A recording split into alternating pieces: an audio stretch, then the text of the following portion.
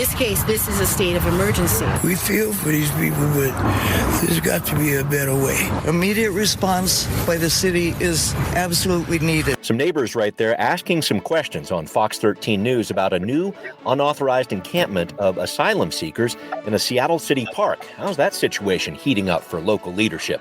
Plus, what does a transportation levy that's now even bigger than before tell us? And also, what's next in an ongoing investigation of sexual harassment within the Seattle Police Department? We got some big questions cooking around the city of Seattle this week, and we are answering them here, on Seattle News, Views, and Brews, your coffee break political podcast. I'm Brian Callanan. I'm a host on Seattle Channel. The views expressed here are mine, all mine, and I am joined by my co-host, David Croman, who is the City Hall reporter for the Seattle Times. David, I just wanted to ask this one question. How do you feel about Shug, that zebra who went galloping away from her owners around North Bend last week? Are you happy she's with her owners again? Or are you a bit upset that we don't have this continuing supply of really good meme fodder to use? What do you think? Well, I'm happy that, because I think zebras can be kind of dangerous. I'm happy that she didn't. They're mean. Cause any harm or anything, and that those memes didn't turn dark really quickly. So I suppose I'm happy that it was captured and is off to wherever it was going. I guess a petting zoo. I don't remember what the destination. Yeah, zebras on the loose raise all sorts of questions, doesn't it? Well, thank you, David, as always, for joining me. Thanks to City Grind Espresso, our background noise sponsor for the audio podcast. You'll find them on the first floor of City Hall. And a special thanks to the patrons who keep the show going, like Leon. Leon, thank you so much for your support. Also, thank you for continuing to interact with the show. Become a patron, folks, and you'll get access to Patrons First content before anybody else. We'll answer your questions on the show. We'll even throw in a sporty decal from Seattle News, Views, and Brews, just $5 a month. Great deal right there. Find the show on Patreon at Seattle News, Views, and Brews. A big thanks also to Converge Media. The video version of the podcast is on Converge Wednesday nights at 7. Here we go, right here, right now. Okay, some quick feedback on current events going on out there. You have more time now to give your feedback on the comprehensive plan. That deadline extended to May 20th. A heads up there. We're also tracking the police hiring legislation, the delivery driver wages legislation working its way through the council. But here and now, we have an unauthorized encampment of asylum seekers in a Seattle City park. It's Powell Barnett Park in the Central District. Community members not all that happy about this camp regarding sanitation, etc., how this impacts public use of the park as well. I should point out that King County has awarded $2 million to local nonprofits to help, as reported in the Seattle Times, but it's taken a little while to get those funds distributed.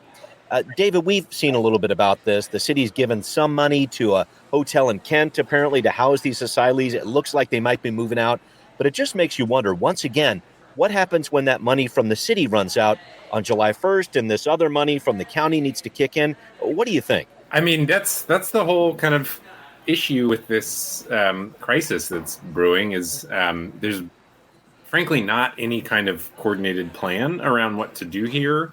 You know, I mean, the fact that the main solution to this arrival of asylum seekers has been to house them in a Tukwila church, which is not, I have been down there. It is the woman, Jean Bullerjack, who runs that, is kind of a saint and is doing her part, but she is the first to admit it's not the right place for them. It's crowded. Hygiene is sort of hard to maintain. It's just not fit to hold 3 to 4 to even at times 500 people on that property. But because there has not been, there has been some money and some response to emergency situations like this encampment. It seems like we'll kind of see that again, which is, it's a reaction to a acute problem of people camping in this park. But as far as like the long-term strategy or coordinated plan between the city, the county, the state, it just has not really emerged. And so what happens is you get these kind of last minute, where are they going to go, kind of stressful situations rather than any sort of sustainable and long-term solution to this.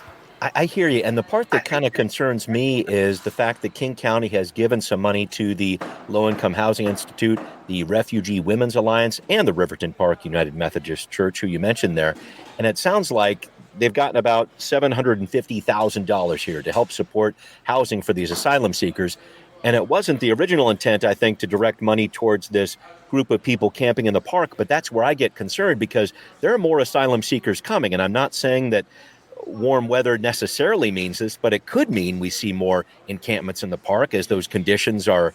I don't want to use the word better, but I could see it happening in the future where more of these asylum seekers see this happening. Oh, that can happen in a park. We'll go to another park in another part of the county or the city and see what happens there.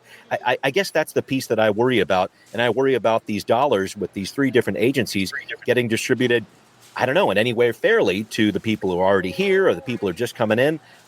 So much of this is a mess. Yeah, I mean, I think that is a key point, which is this is not a static issue. This is likely to continue to, people are likely to continue to show up. In fact, we've talked to folks who say that, I would say basically if you talk to any kind of agency working in Seattle, Mary's Place or, some women's shelters, almost all of them are reporting a few families a week arriving, sometimes more than that. Jan in Tukwila says she's turning people away at this point because they're full, but more people continue to arrive and directly from SeaTac Airport. And I think you're right. I think the fact that I think the fact that the weather is going to improve here and is improving, it's a nice day today.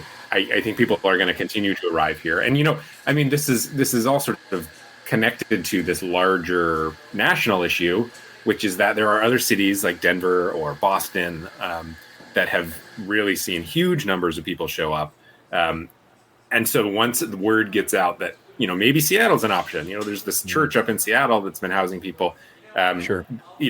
There are agencies, nonprofits in places like Arizona that we've heard about that are actually suggesting that people come up to Seattle. And it's just, and so, yes, I don't think it's an issue that's going to go away. I will say that I don't think, the people who are sleeping in Powell Barnett Park don't want to be sleeping in Powell Barnett Park. Of course not. Right. That's the important point. Prefer housing.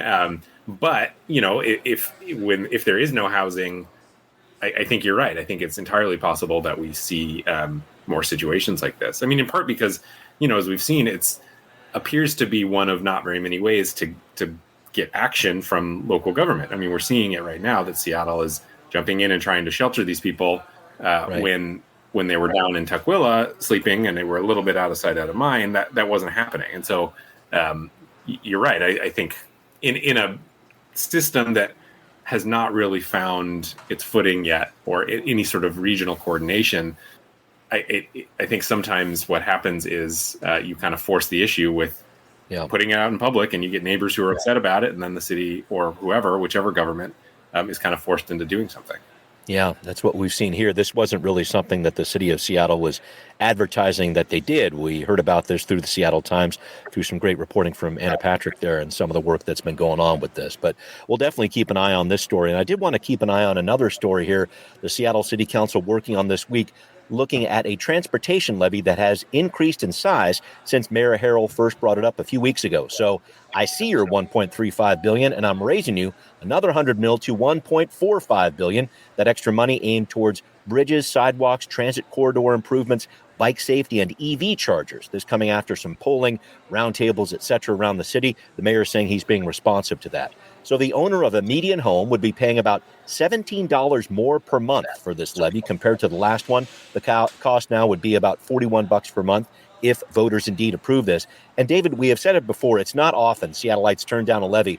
Do you think we're getting any closer to that breaking point, that price point with this new transportation levy? $17 more per month. That's not substantial. Yeah, I don't know. Again, I will never predict the failure of a levy until it actually happens. Yeah. That said, their polling looks good as far as what people are willing to support. I'm always a bit skeptical of a polling on initiatives. I have sort of witnessed, when I was at Crosscut, I did some coverage of like the polling that we would do there, and all the initiatives we pulled on looked a lot better a few months out than they actually ended up being on election day. I think when you ask people kind of in the abstract whether they support something, there tends to be a little bit more positive feedback than maybe when they actually go to the ballot box and are reckoning with, do I actually want to pay more in property taxes? Right. So, I do think it's worth hedging a little bit on the polling. That said, I think in some ways this move to add $100 million is sort of a response. Of course, we talk about the concerns of how much people are willing to pay, but then there are flip side concerns, which is support from people who want to see the city do more.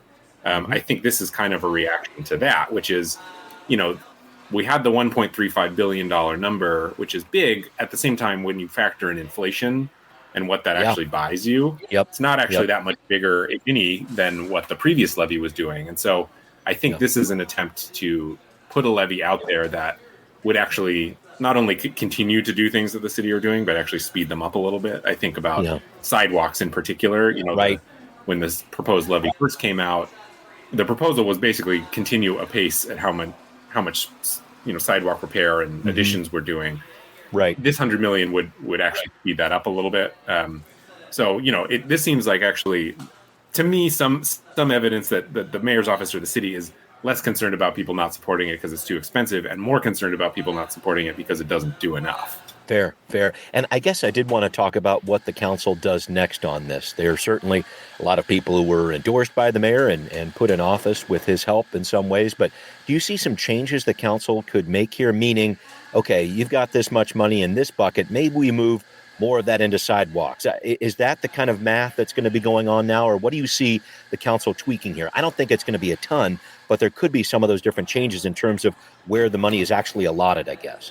Yeah, and my sense is with this levy, with the Move Seattle levy, I think one thing that people really thought was a failure of that was that it was overly prescriptive, which is that it kind of siloed the money too early on, and then that decreased the city's flexibility to spend it. Of course, the argument in favor of that is you want to tell voters what it is you're actually going to buy with their money that they're giving you. But I think a lot of feeling around the Move Seattle levy was it hamstrung the city a bit too much, making it sort of difficult to deliver on some specific promises.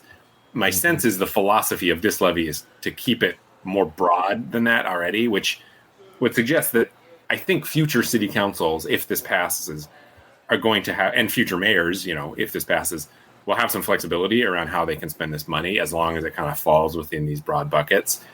That said, we heard from the council that they might be interested to do more on safety, do more on sidewalks. Bridges are a big thing that we keep hearing about, more bridge maintenance. So, I think I'll be interested to know. I don't know that the city council is actually that interested in slimming this down. I suppose it's possible they actually want to add more money to it, which is, city councils are people like adding new things rather than cutting things. So, we'll see how the discussion goes. But, the appetite that we heard yesterday from the city council when they were talking about this it suggested to me that they were looking for what else this levy needs to do rather than how it should be slimmed down. Fair enough. And I know there's some more slimming down conversations on the way when we're talking about the budget here. So plenty still ahead when it comes to the city council's work on this. All right. Coming up next, what do we got here? We've got an investigation of charges of sexual harassment in the Seattle Police Department. Mayor Harrell has hired an outside firm to look into this. We're going to get some details coming up on Now Hear This. Some big news behind the scenes at the SPD with Mayor Harrell. Last week, he told the city council he is hiring an outside investigator to look into claims of gender discrimination and sexual harassment in the Seattle Police Department. Accountability for police is one of the big 6 standards the mayor's talking about in his new public safety framework. He unveiled this last week at a public safety forum at Garfield High School. He told the group assembled there, when people are impacted by police, the city is listening. We realized some of our best answers can come from impacted communities, and you are indeed impacted. So we come with a spirit of humility and listening on what we can do better. Who is impacted here? That is the big question. And David, you wrote about this in the Seattle Times, the mayor hiring Marcella Fleming Reed, who investigates these types of claims. And this after 4 women inside the SPD filed this $5 million tort claim alleging sexual discrimination and harassment by Chief Adrian Diaz and other leaders in the department. The department is saying it welcomes this investigation. That's important to point out.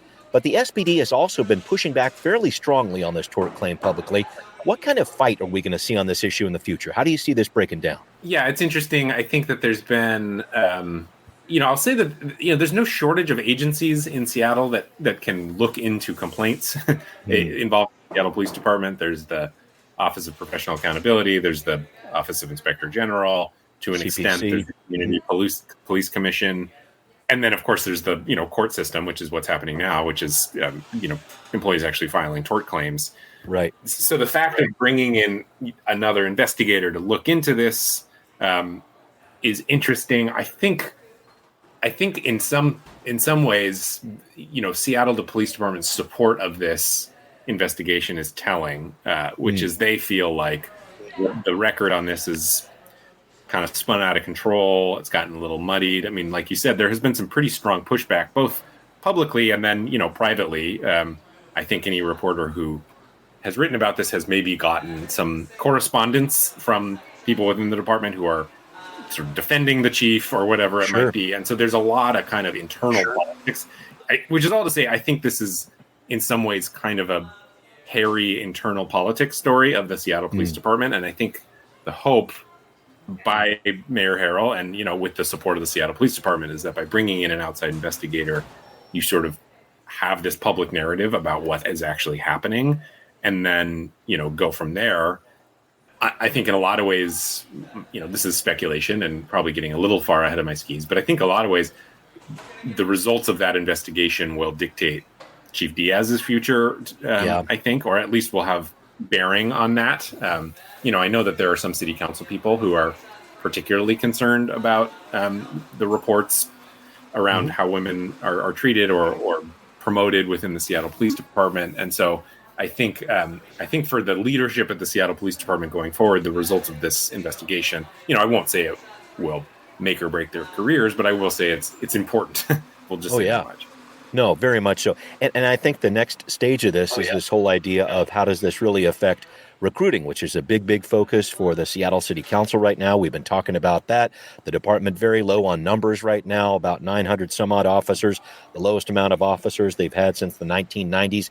I'm just talking about this, and also the SPD's own internal goal of having 30% of the force be women by the year 2030, which is only 6 years from now. Talk to me about those pieces of it, the effect this is going to have on recruiting. In some ways, and I hate to say this just because this is the way justice works in our country, but it almost doesn't matter what these claims are saying and how the court's going to rule on this.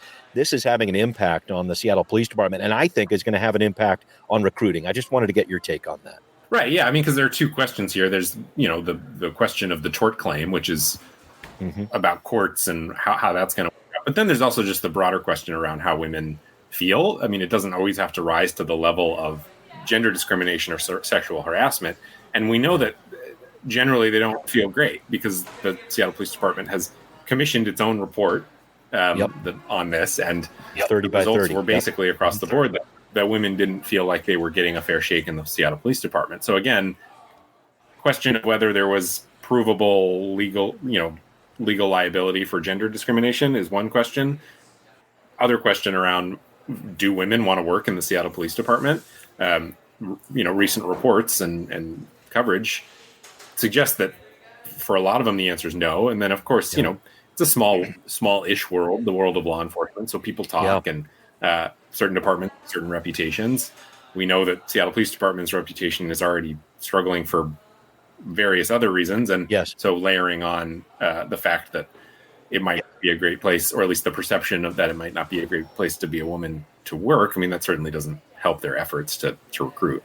No, this is a complicated picture with recruiting here, and I appreciate the back and forth on this, David. But I did want to move on to another story here that I cannot wait for the temperatures to get up towards 80 this weekend. That's going to be incredible. But this really does bring me to another story, a warning from Puget Sound Energy, the state's largest utility, warning customers at some point this summer it could be turning off power in some areas to prevent power lines from sparking wildfires. The areas of highest risk, they're outside Seattle. We're talking about places like Cle Elum, parts of Vashon Island, your Skykomishes, your West Thurston counties.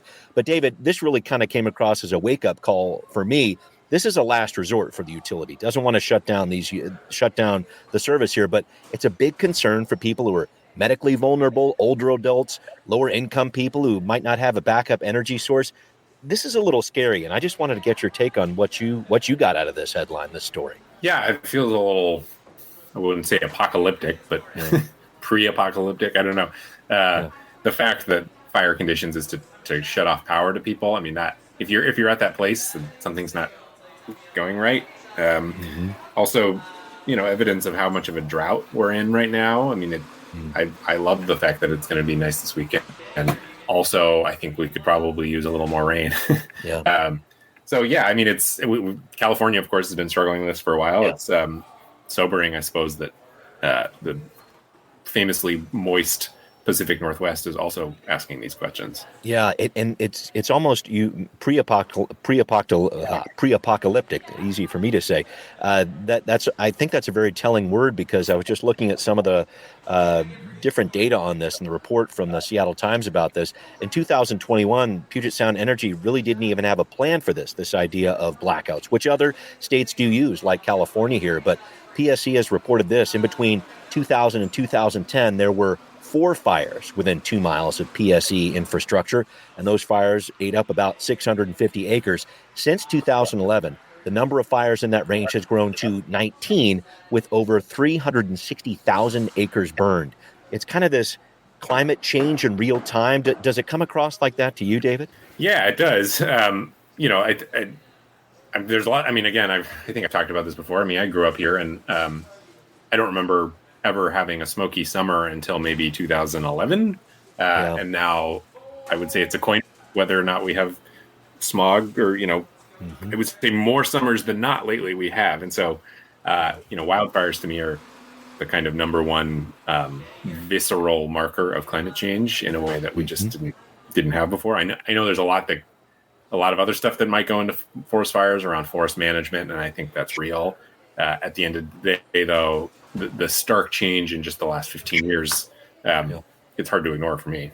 Yeah, hard to ignore for anybody. I think that's been a sign of the times here in the Puget Sound area for certain. That was indeed something that you'd experience east of the mountains, but not west of the mountains. But when those clouds of smoke come into the Puget Sound Punch Bowl here, they do stick around, and that's an unfortunate part of many summers, and I hope we don't have one of those ahead, but it's not looking great in terms of the drought conditions, too. All right, we need to talk about something else coming up here, a boost to the minimum wage in King County. What's that new number? What impact is that going to have?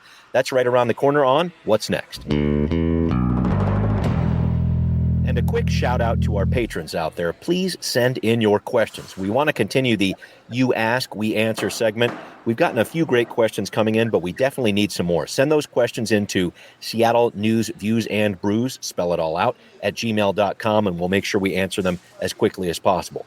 Back to the issue at hand. King County this week working on becoming the first county and 7th jurisdiction in Washington, following SeaTac, Seattle, Tukwila, Bellingham, Renton, and Burien, to set its own minimum wage at a level that would be higher than the state of Washington.